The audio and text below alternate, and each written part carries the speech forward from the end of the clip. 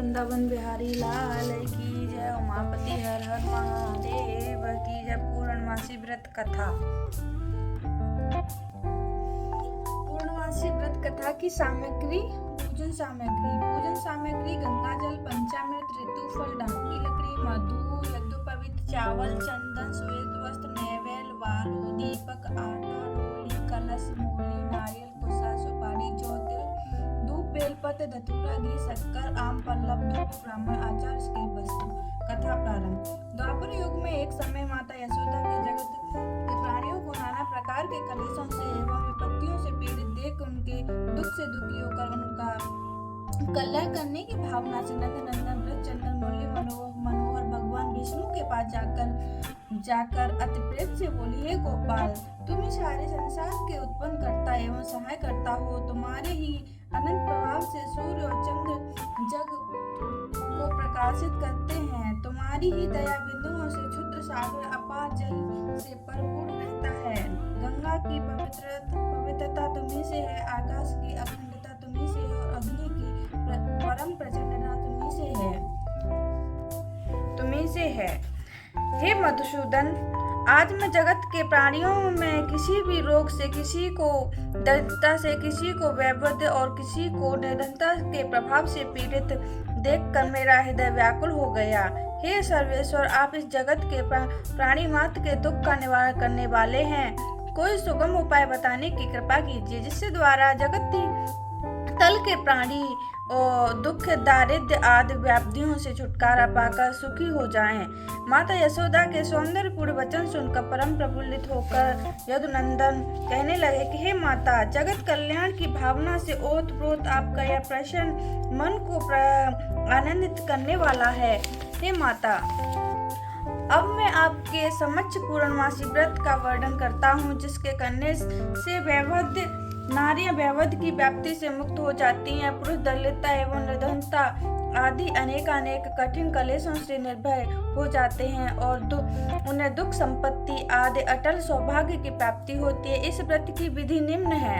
प्रातः काल ब्रह्म वेला में शयन त्याग कर शौच आदि नित्य कर्म करके शुद्ध श्वेत वस्त्र पहन धारण करके पूजन की सामग्री एकत्रित कर आम, पल्लव युक्त कलश एवं गणनायक गणेश जी की प्रतिमा स्थापित करके स्वास्तिक वाचन करें और हाथ जोड़कर कहें कि हे गणेश जी महाराज, मैं अमुक नाम, अमुक गोत्र, अमुक देश का निवासी, अमुक कार्य हेतु आपका आह्वान करता हूँ। हे परम पूज्य, समस्त विघ्नों के विनाश करने वाले, मुझ दीन पर दृष्टि करते हुए प्रधान्य एवं मेरा मनोरथ पूरा करने की कृपा कीजिए।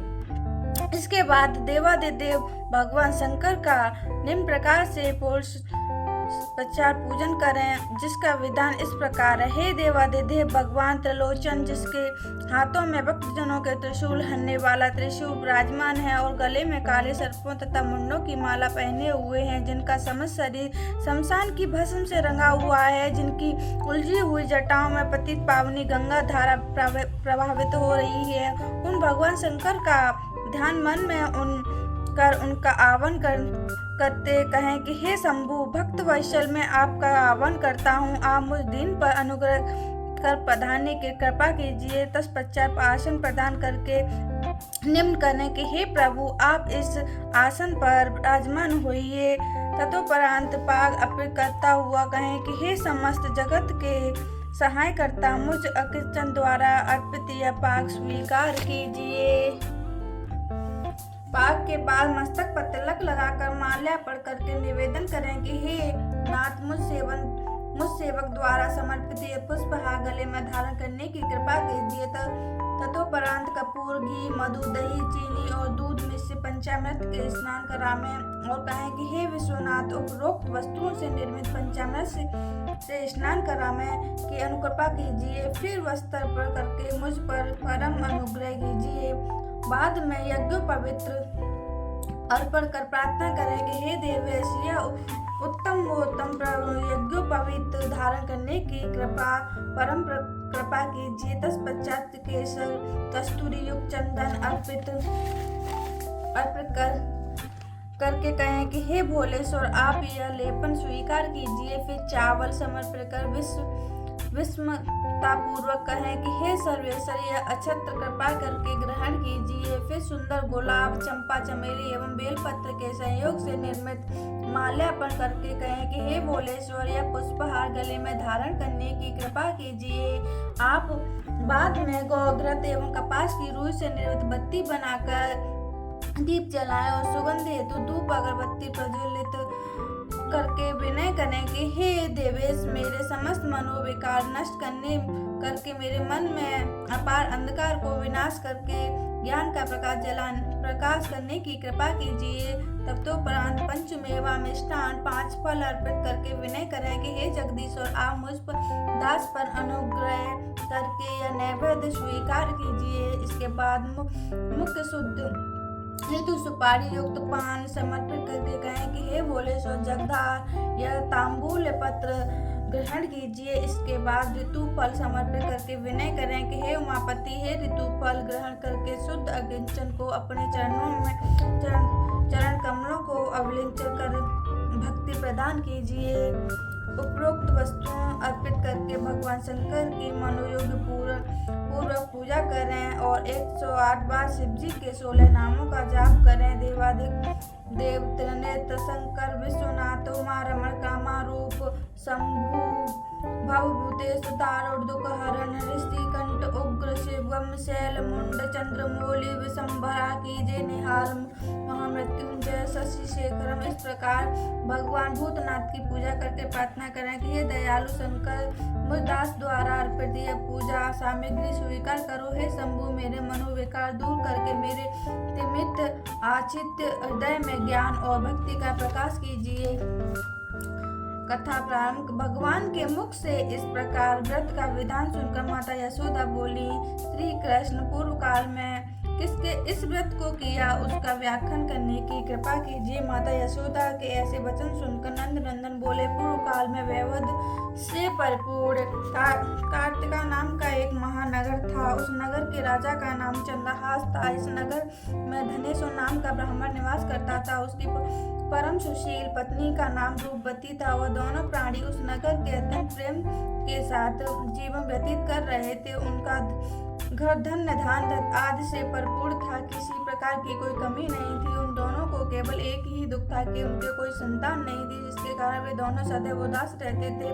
एक समय की बात है कि उस नगरी के एक महान तपस्वी साधु आजा। उस साधु का नित्य नियम था कि वो प्रातः काल भिक्षा के लिए निकलता था और रामेश्वर के पास पड़ोसियों के भवन में भिक्षा मांगता था और वापस चला जाता था। किंतु रामेश्वर के घर से उसने कभी भी भिक्षा नहीं ली थी। साधु का यह नित्य कर्म जब रामेश्वर को मालूम हुआ तो वह अपने को भाग्यहीन जानकर बहुत दुखी हुआ और एक दिन अति क्षुद्र होकर रामेश्वर उस साधु की कुटिया पर जा पहुंचा और हाथ जोड़ते हुए बोला, हे महाराज, आप मेरे पास पड़ोसी के घर से नित्य भिक्षा लेते हैं किंतु मेरी भिक्षा स्वीकार नहीं करते हैं। हे महात्मा, मैंने ऐसा कौन सा अपराध किया जिसके कारण आप मेरे घर की भिक्षा नहीं लेते हैं? तब साधु ने कहा, निसंतान व्यक्ति का अन्य धन पावन नहीं होता, उसके ग्रहण करने से पातक लगता है, इस कारण मैं तुम्हारे घर से भिक्षा नहीं लेता हूँ। साधु के ऐसे वचन सुनकर रामेश्वर की आंखों से अश्रुधारा बहने लगी और रोते हुए साधु के चरणों में लेटकर बोला, हे महाराज, आप सर्वज्ञ हैं, तीनों काल भूत भविष्य वर्तमान के ज्ञाता हैं। आप मुझे कोई ऐसा सुगम उपाय बताने की कृपा कीजिए जिसके द्वारा मेरा भाग्योदय और मैं इस दुख से छुटकारा पा जाऊं, अर्थात मुझे भी पुत्र का लाभ मिले। रामेश्वर के ऐसे वचन सुनकर थोड़ी देर विचार मग्न रहने के बाद उस साधु ने कहा, हे ब्राह्मण, तुम महामाया चंडी देवी की उपासना करो, उनकी कृपा से तुमको अवश्य ही पुत्र की प्राप्ति होगी। साधु का ऐसा आदेश पाकर रामेश्वर ने अपने घर आकर सारा हाल अपनी पत्नी को सुनाया और उसने परामर्श कर स्वयं घर त्याग तपस्या के लिए जंगल को चला गया और निराहार रहते हुए श्रद्धा पूर्वक चंडी की उपासना करने लगा। और इस प्रकार निराहार तपस्या करते हुए जब 30 दिन व्यतीत हो गए तब 31वें दिन रात्रि के समय स्वप्न में चंडी देवी ने उसे दर्शन देकर बोली, रामेश्वर, तेरे एक पुत्र होगा परंतु वह 16वें काल में कालकलिप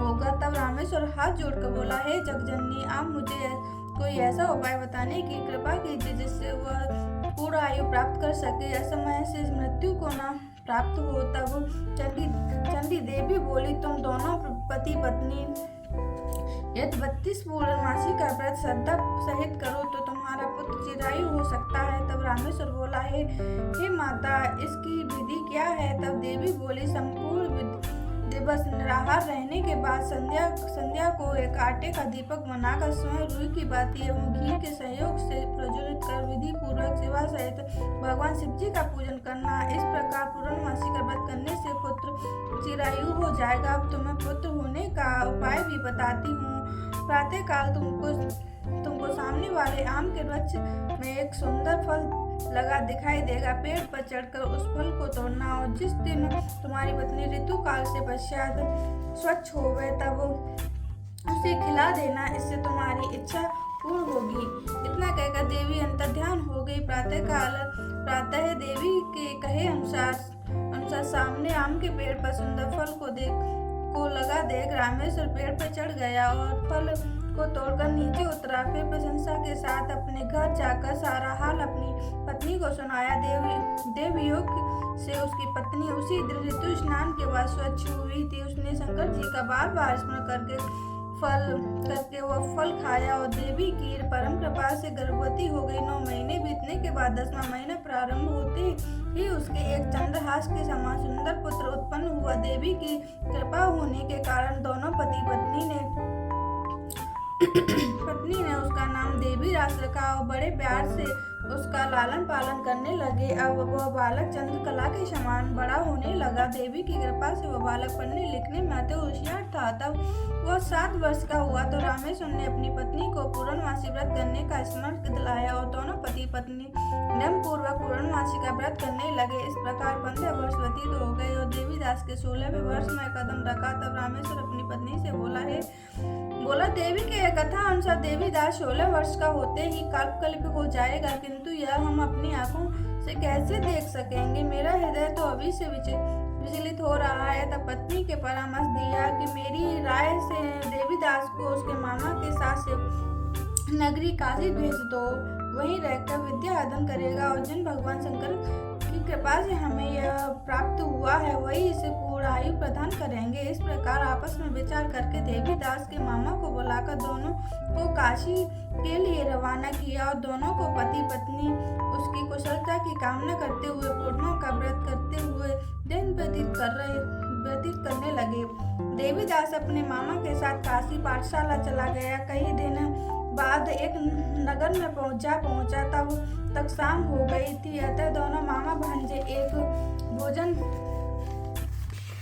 भांजे धर्मशाला में जा पहुंचे। उसी धर्मशाला में एक बारात आकर ठहरी। देवी की परिणा के साथ जब भामर का समय आया तब कुछ देर पूर्व ही दूल्हे पर पश्चाघात का ऐसा प्रलम्ब आक्रमण हुआ कि दूल्हे के पिता आदि संबंधी अत्यंत विकल हो गए। तब किसी के परामर्श दिया कि इसी धर्मशाला में अमुक कमरे में वर के अनुरूप एक युवक ठहराया, उसे किसी प्रकार का संतुष्ट कर उसी के साथ भामर डाल दी जाए और अन्य जो भी कार्य होंगे वह वर के साथ हो जाएंगे। सबकी संपत्ति से लड़के के पिता के देवीदास के मामा के पास जाकर निवेदन किया कि वह अपने भांजे को कुछ देर के लिए मुझे प्रदान करें जिससे मेरे पुत्र का विवाह संपन्न हो सके। तब उसके मामा ने कहा, कन्यादान के समय मधुपर्क के अतिरिक्त जो कुछ मिलेगा वो मैं ले लूंगा। यदि आपको यह बात स्वीकार हो तो मेरा भांजा आपके कार्य हेतु प्रस्तुत है। वर के पिता ने उसका यह प्रस्ताव तुरंत ही स्वीकार कर लिया और देवीदास को वर बना लिया और उसी के साथ वह कार्य संपन्न हो गया। उसे कन्या के साथ भोजन के लिए एकांत भवन में भेज दिया, किंतु देवीदास मारे संकोच के भोजन न कर सका और मन में विचार करने लगा कि यह दूसरे की स्त्री है और उसके साथ भोजन करने से इसका धर्म नष्ट हो जाएगा। इस सोच के मारे उसकी आंखों में आंसू छलक उठे। कन्या के पूछने पर देवीदास ने सारी बात उसको बता दी है। सुनकर वह कन्या बोली, मैं देव दिव्य अग्नि एवं अनेक संबंधियों के समक्ष आपको पति के रूप में स्वीकार किया है। अब मैं किसी दूसरे को अपना पति नहीं बना सकती। तब देवीदास बोला कि आपके इस निश्चय से आपका अनिष्ट होगा, क्योंकि मेरी आयु का केवल 1 ही वर्ष शेष रह गया है। अतः इस विचार को अपने हृदय से निकाल दीजिए। तब कन्या बोली, हे स्वामी, आप मेरी चिंता न कीजिए। यदि मैं धर्म पथ पर अड़ी हूँ तो ईश्वर मेरा कल्याण करेगा। आप इसकी चिंता त्याग कर प्रेम से भोजन करो। तब देवीदास ने उसके साथ भोजन कर शयन किया। प्रातःकाल ब्रह्म वेला में शयन त्याग कर पत्नी को जगाया और उसे दुपट्टा प्रेम पूर्व प्रदान करके बोला, हे भगिनी, अब मैं तुमसे विदा होकर जनवासी में जा रहा हूँ। यदि परमात्मा की कृपा से जीवित रह गया तो अवश्य मिलूंगा। वैसे मेरी मृत्यु और जीवन जानने के लिए तुम अपने भवन में उत्तम सुगंध वाले नवपलका का पेड़ लगाना। उससे नित्य प्रति अपने हाथों से सींचना। जब तक वह पेड़ हरा भरा फूलता फलता रहे तो मुझे जीवित समझना। कदाचित वह पेड़ मुरझा कर सूख जाए तो जान लेना कि मैं संसार में नहीं रहा। अतः संतोष के साथ मर्यादा का पालन करना। इतना कहकर पत्नी से विदा होकर देवीदास अपने मामा के साथ जा पहुंचा और दोनों मामा भांजे उसी समय काशी यात्रा पर चल पड़े और कुछ काल बाद काशी में जा पहुंचे। इधर सवेरा होते ही बारात के विदा की तैयारी होने लगी और समस्त बारातियों व वर के साथ वर का पिता मंडप में जा पहुंचा। तब उस कन्या ने उसको देखकर अपने पिता को अपने पास बुलाया और बोली कि आपने जिस वर के साथ मेरा विवाह किया है वह यह नहीं है, अतः यह मेरा पति नहीं है, मैं इसके साथ नहीं जाऊंगी।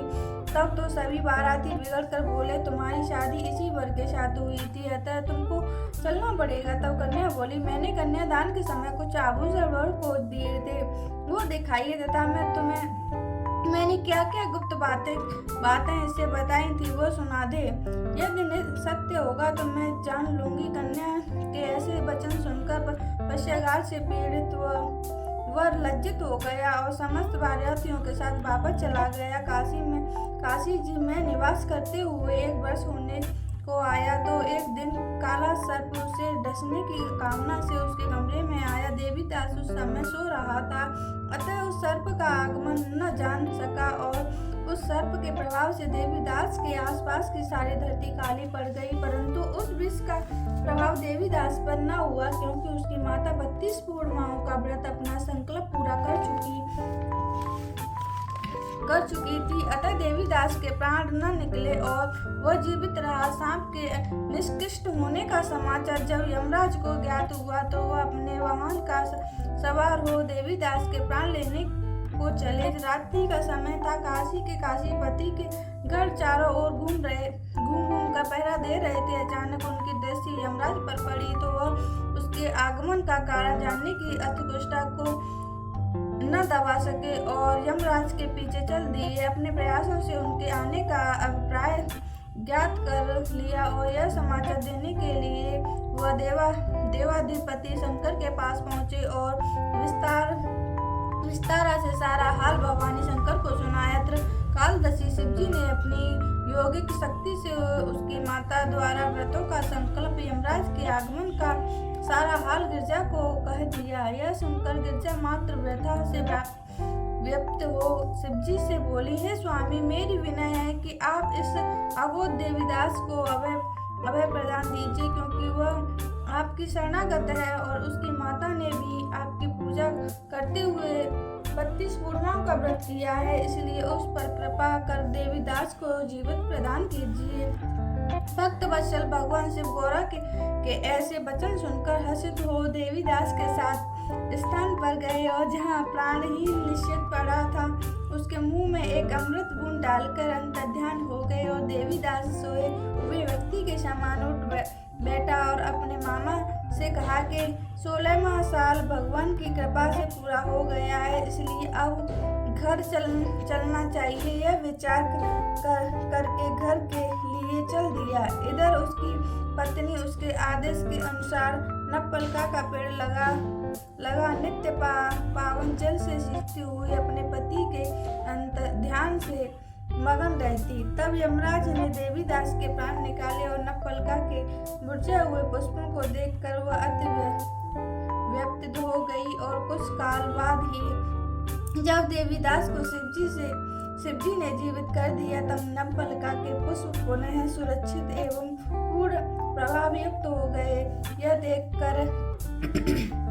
आनंद देख के मैं अपने पिता के पास जाकर बोली, हे पिताजी, मेरे प्राणनाथ जीवित हैं, आप मेरी विनती पर ध्यान दीजिए और उनका पता लगाने का प्रयत्न कीजिए। अभी बाप बेटी ने यह बातें हो ही रही थी कि बाहर से समाचार मिला कि आपके दामाद देवीदास आपके द्वार पर आ गए हैं।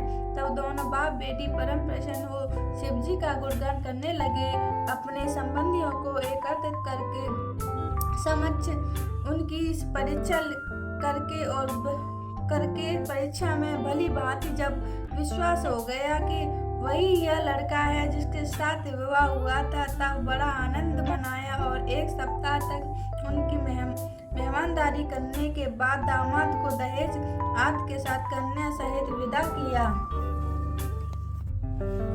देवीदास पत्नी तथा मामा के साथ रामेश्वर ने अपने पुत्र के बोलो राधे राधे, जय श्री कृष्ण।